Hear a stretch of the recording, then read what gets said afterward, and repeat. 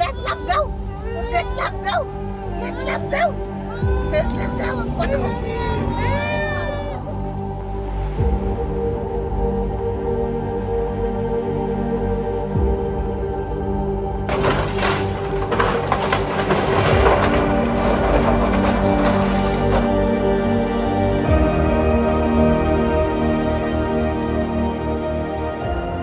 ইয়াতে আমি একচুৱেলি ক'ব গ'লে তো বহুত দিন হৈ গ'ল, প্ৰায় লগভগ আমাৰ 30 বছৰমান হৈ গ'ল, 30-35 বছৰ এনেকৈ হৈ গৈছে। কিন্তু ইয়াতে প্ৰথমতে যেতিয়া আমি সেইটো মাটিবিলাক ক্ৰয় কৰিছিলোঁ, হয়তো আমিতো ডাইৰেক্টলি আহিতো মাটিখিনি ল'ব পৰা নাই, কাৰোবাৰ না কাৰোবাৰ পৰা লৈছোঁ মাটিখিনি। হয়তো আজি ক'ব লাগিব তৃতীয় পক্ষ মাটিখিনি বিক্ৰী কৰিছে, কৰাৰ বিনিময়ত হয়তো মাটিখিনি আমি আজি হেৰি কৰিছোঁ, লৈছোঁ। কিন্তু আজি তেনেকুৱা হয়তো আমি ভাবা নাছিলোঁ যে মাটিখিনি চৰকাৰী আছে, কিন্তু আমাক নথি পত্ৰত বা আমাক যেনেকৈ দাগ নম্বৰ বা পাট্টা নম্বৰ দিছিলে, সেই পাট্টা নম্বৰটো অনুযায়ী আমিতো দাগ নম্বৰ অনুযায়ী দেখা পাওঁ মিদি মাটি, সেই হিচাপত যেনে তেনেকুৱা পৰ্যায়ত আমি মাটিখিনি ল'লোঁ। এতিয়া হয়তো মাটিখিনি লোৱাৰ পিছত ঘৰ বাৰী বনালোঁ, ইয়াতে আমি চৰকাৰৰ পৰা বিভিন্ন ধৰণৰ সা সুবিধা পালোঁ, বিদ্যুতৰ হেৰি পালোঁ, সুবিধা পালোঁ, চৰকাৰী আয়ৰ ঘৰ পালোঁ, মুখ্যমন্ত্ৰী আৱাস যোজনা ঘৰ পালোঁ আমি।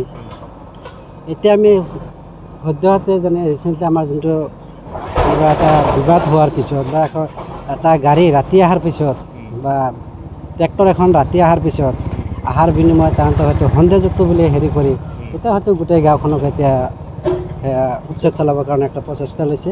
তো সেইটো প্ৰচেষ্টাত আমি চৰকাৰ মুখ্যমন্ত্ৰীক আমি ধন্যবাদ জনাইছোঁ।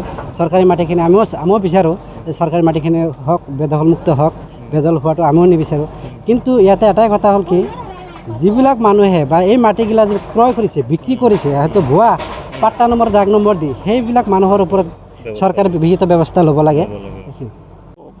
এতিয়া আমাৰ ঘৰটো ভাঙি দিছে, এতিয়া আমি ক'ত থাকিম?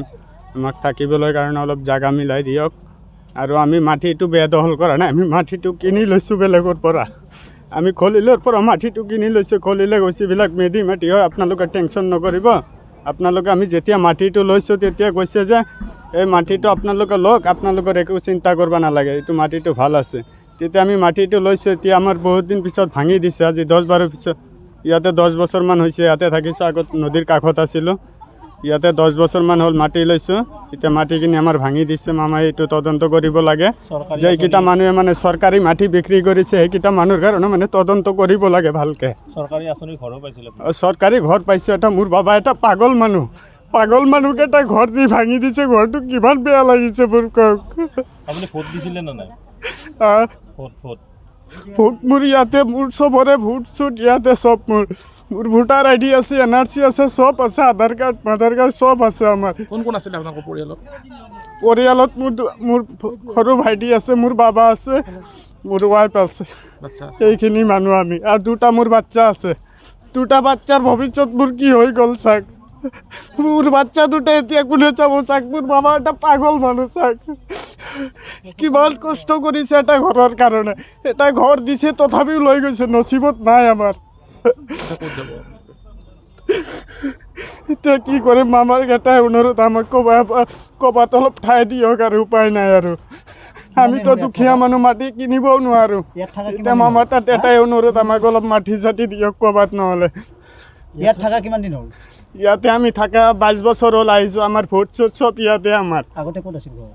আগতে আছিলোঁ আমি মৰিগাঁও ডিষ্ট্ৰিক্টত, তাতে আমাৰ মাটি চাটি নাই, চব নদীৰ মাজত আছে। আপোনালোকে যাই কেনে চাব পাৰে, ব্ৰহ্মপুত্ৰ সাগৰ হৈ আছে তাতে আমাৰ। তাতে আমি যাই পিনে কি কৰিম? ইয়াতে অলপ টকাত মাটি লৈছোঁ, তথাপিও লৈ গ'ল। মোৰ বাবা এটা চাক, কিমান পাগল মানুহ, কাণত শুনা নাপায়। Let them go. Let them go. Let them go. Let them go. What do